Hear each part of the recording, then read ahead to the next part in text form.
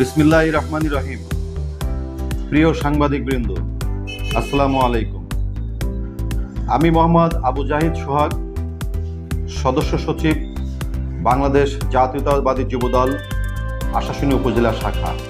বহুদলীয় গণতন্ত্রের প্রবক্তা শহীদ প্রেসিডেন্ট জিয়াউর রহমান ও 3 বারের সাবেক প্রধানমন্ত্রী আপসের নেত্রী দেশনেত্রী বেগম খালেদা জিয়ার আদর্শ ধারণ করে জাতীয়তাবাদী দল বিএনপির সম্মানিত ভারপ্রাপ্ত চেয়ারম্যান, আগামী দিনের রাষ্ট্রনায়ক, তারুণ্যের অহংকার দেশনায়ক তারেক রহমানের নির্দেশনায় বিগত 2011 সাল থেকে 2021 সাল পর্যন্ত আশাশুনি উপজেলা ছাত্রদলের পর্যায়ক্রমে আহ্বায়ক ও সভাপতির দায়িত্ব পালন করে এসেছি।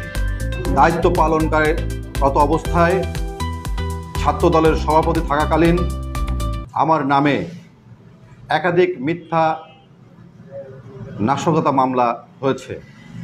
এমনকি আমার নামে স্বরাষ্ট্র মন্ত্রণালয়ের তালিকাভুক্ত সন্ত্রাসীর তালিকায় আমার নাম তৎকালীন ফ্যাসিস্ট সরকার লিপিবদ্ধ করেছিল।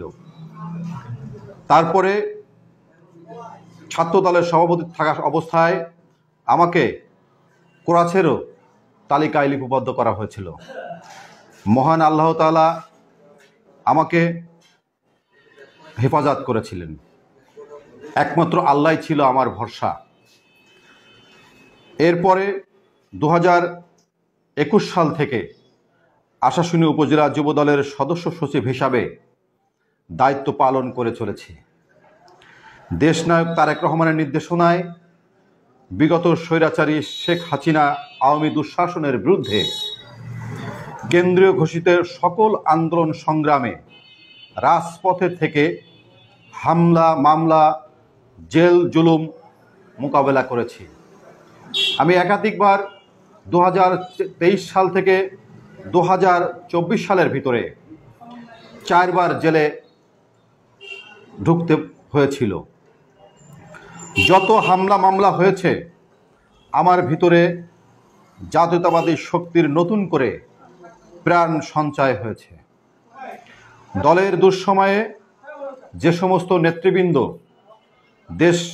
দেশের জন্য জানমাল ও পরিবারের কথা চিন্তা না করে দেশনায়ক তারেক রহমানের নির্দেশনায় দলের সকল সংগ্রামে রাজপথে থেকে জেল জুলুম নির্যাতনের কথা স্বীকার হয়েছেন, তাদের প্রতি গভীর কৃতজ্ঞতা প্রকাশ করছি। এছাড়া 5ই আগস্ট স্বৈরাচার হাসিনা পতন আন্দোলনে ছাত্র জনতা ও যে সকল নেতাকর্মী আত্মাহুতি দিয়েছেন, তাদের আত্মার প্রতি বিনম্র শ্রদ্ধা জানায়। যারা আহত হয়েছেন তাদের প্রতি এবং তাদের পরিবারের প্রতি আন্তরিক সমবেদনা জ্ঞাপন করছি। স্বৈরাচার শেখ হাসিনা পালানোর পর সারা দেশের মানুষ নতুন স্বাধীনতা পেয়েছেন।